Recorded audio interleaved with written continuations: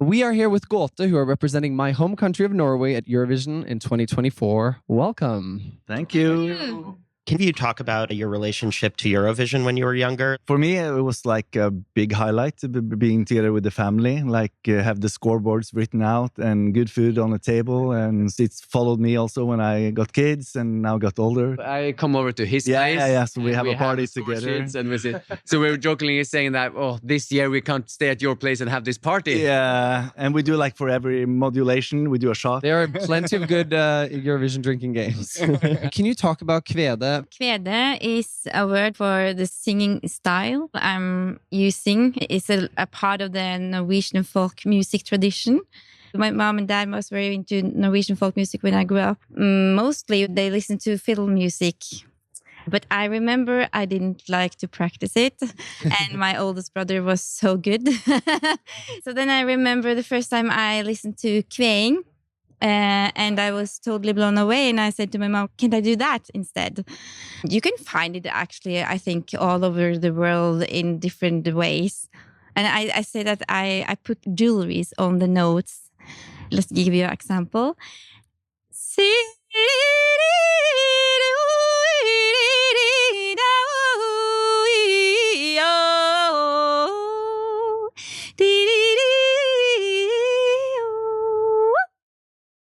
Incredible.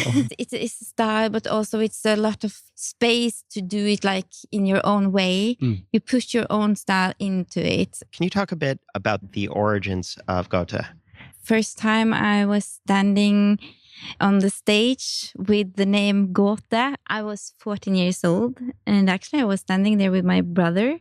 So me and him, we were the founders of Gåte. And then Magnus came very, very fast. You came. And we started a band and we toured a lot between when I was 14 until I was 20. I was tired. I had to figure out who I was without it because, you know, that time of your life is very, yeah. And you had so much immediate success, right? Yes, that's actually, we won the Grammys. We were in the press all the time and we toured and toured and toured and toured. And we actually went to Minneapolis to visit the Norwegians there as well. So we actually played in the States as well. And then we had like 12 years break without Gåte. And in 2017, we wanted to give it a try again. And we had some new members and now we're this gang, this family here. Yeah. You obviously draw a lot on folklore in your songs and in your lyrics. What do you think is most important about preserving these stories and then mixing them with obviously a contemporary metal sound? When you dare go deep enough into your roots of your own culture, you will start to see that the roots intertwine with other cultures' roots. So you tap into some archetypical stories that are being told over and over again.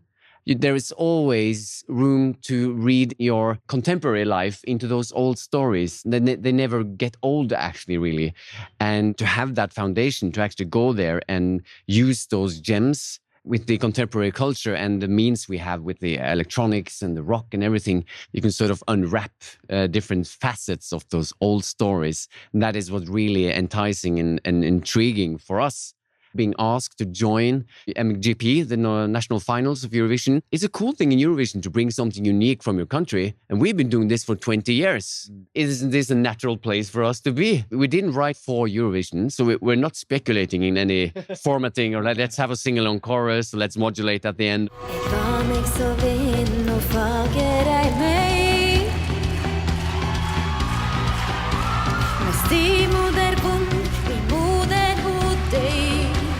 It just was this song that had this most profound, impactful emotion and feeling to it. And when it resonated that well with the Norwegian audience, we were really proud and just really grateful that they wanted to send this, I would say, rather unique act in a Eurovision setting. It's been a while since the Norwegian language has been on the big Eurovision stage. It's been too long. Too long. So can you talk about the importance of writing and singing songs in Trøndersk?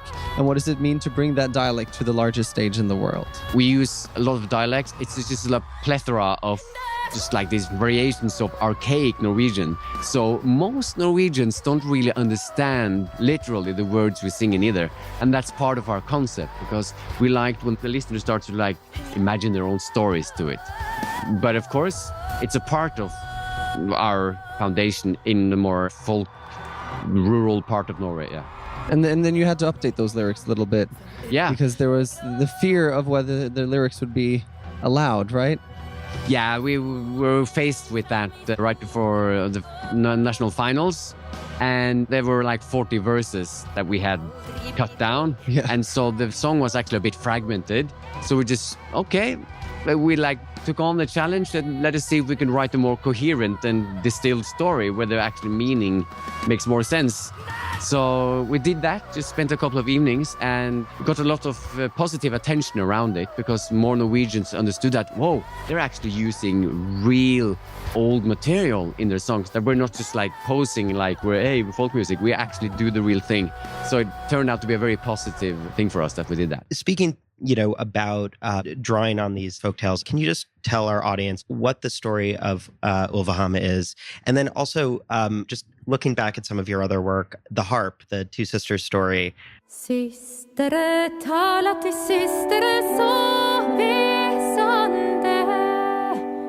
These folktales that you find, they're a little dark, right? So when you're looking at text, like what calls out to you and makes you go, oh, this is a good song? Well, since I was a little girl, I loved all these dark stories. I didn't like happy songs. Me too.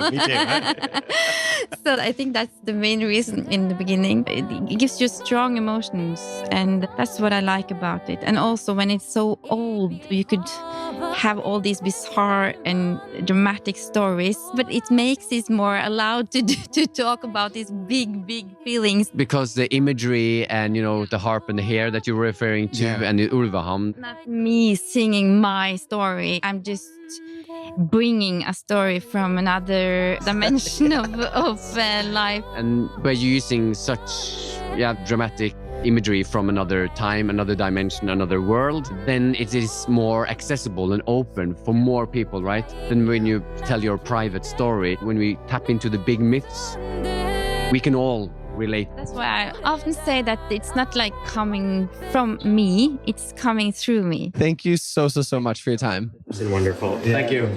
Wow, amazing questions. Oh, thank you. Yeah, I mean, really. Really good research, and that was wow.